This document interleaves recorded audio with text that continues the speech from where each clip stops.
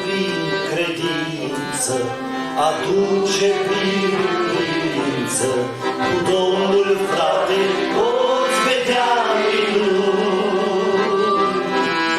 E vremea încercării, dar Domnul îndurării îi păzește pe copiii lui.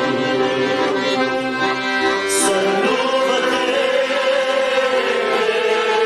căci Domnul va vedea, prin brațul său deșorul cătar.